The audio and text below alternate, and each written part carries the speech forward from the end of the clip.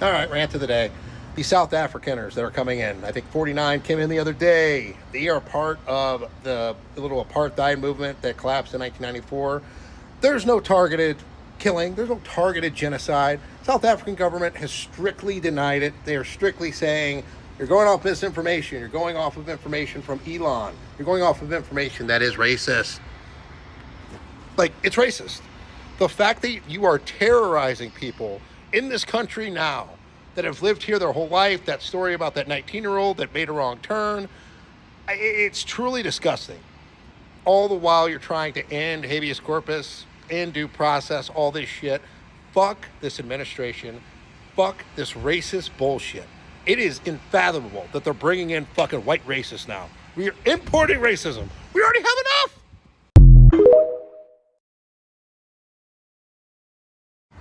Well, you know how the Trump administration has said that there's no room for any more immigrants and that, we need to put a hard line down on illegal immigration? Well, they just let 50 white Afrikaners come here saying that they were subjected to genocide in South Africa. Now, mind you, that no aid groups actually say this is true. That doesn't mean that there's not violence going on in South Africa, because it is a violent place. But the definition of refugee, most are like, nah, not really.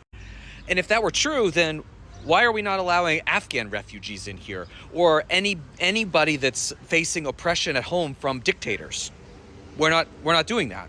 And when a Trump administration official was asked today why these South Afrikaners could come in but nobody else, he said, because they will assimilate easier. That's just coded language for they're white. Let's be honest here. Look, we all knew that this administration was racist, but it is just wildly insane to see them saying these things out loud and seeing so many of their supporters just backing them up and cheering them on instead of being like, wait a minute, that's not what we signed up for. It's almost as if this wasn't about there's no room, and really it's just keeping brown people out of the country. To all of the South African Afrikaans refugees that are coming to America soon, I just want to let you know, as someone whose wife is Afrikaans, who's been to South Africa multiple times, you're going to have a bad time. There's no white genocide happening in South Africa. You have crime that's happening as a result of racism-fueled generational economic inequality, the same thing that's happening in America. We're just a couple decades ahead of you on the unchecked capitalism timeline. But I have good news for you. You don't have to worry about the cheap exploited labor rising up against you anymore, because now that you're in America, you'll get to be the cheap exploited labor. If you were middle class or upper middle class in South Africa and you come to America, you're poor now. Like, really poor. You're not going to have maids and gardeners and personal servants that you can pay $15 a day for. Now you get to be the cheap labor. But by all means, please come to America and experience the American capitalism that Elon Musk's been raving about to you. You'll probably love it. What do I know? There's probably very little chance that you'll end up going back to South Africa in a year or two after realizing how overpriced and fucked up America is. I wouldn't even worry about that as a possibility. And if you think I'm being mean to these people because I think they're a bunch of racist, bigoted colonizers who wish they could go back to apartheid South Africa, it's just because I do think that. But to them, I say, welcome to the American dream. Please let me know when you've woken up from it.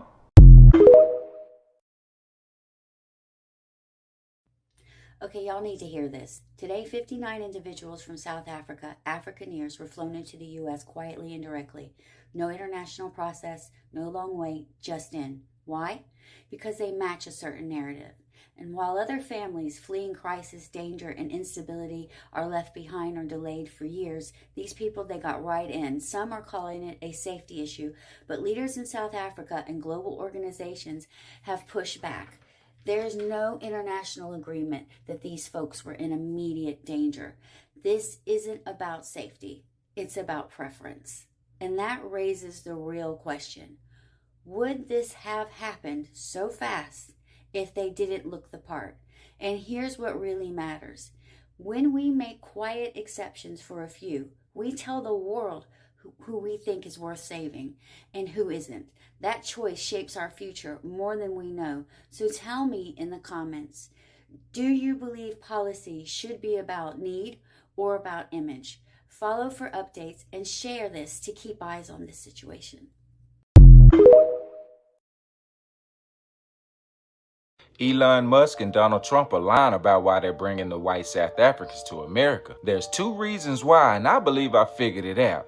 Let's start with the history of the situation. The first reason, so in 1913, South Africa was ran by white supremacists called the Union of South Africa, which consisted of the British Empire. Black Africans were excluded from political participation and representation. This was the same year Louis Botha and Jan Smuts came with the Natives Land Act of 1913, which restricted land ownership to black Africans and reserved it for the white settlers. The exact same thing they was doing to black people in America, except they stripped us of our whole identity. Black Africans were also segregated the same way. Education, healthcare, finances, landowners stripped of their land. Now let's jump to 2025 and you have this administration bringing in white South Africans. They claim that it's because of genocide on white South Africans, but I know for a fact that's a lie. In 2018, South Africa elected a president and then re-elected him in 2024 named Cyril Ramaphosa. He's implemented an equality for all approach. He said the persecution of white South Africans is a lie. They were not victims of any violent attacks. There's no genocide going on. The truth is, he passed a law called the Expropriation Act, which allows the government to take away land from its owner without compensation for public purposes or public interest. This is why Elon Musk and Donald Trump are screaming genocide, because he's taking back the stolen land and giving it back to the rightful owners, or using it for things like infrastructure and access to resources. There's only 7% of white South Africans, but yet they own 70% of the land. So he's reversing the entire Natives Land Act of 1913. That's what this is all about. Now with Elon, he's a white South African born under the Natives Land Act. That's why he's so involved. David Sachs is a white South African. Peter Thiel is a white South African. All are billionaires and the biggest supporters of Trump's administration. This is one reason why the lie was started to get them over here. Now the second reason, the white population in America is declining. They're having more deaths than births. It's a fact. You can look it up. They're becoming a minority in this country. Whether you want to hear it or not, these are facts. So in order to boost their population, they had to do this. First, stop abortions, which is the reason for the reversal of Roe versus Wade. White women's abortion rate is around 33 to 34%, which is second behind black women. They don't really care about stopping abortion for black women as long as they can bring that percentage down for white women. Then you open the borders. And who were they bringing in at first? The Ukrainian people, remember? All white. They let 1.1 million of them over here. So then you reclassify them as white, increase the white population,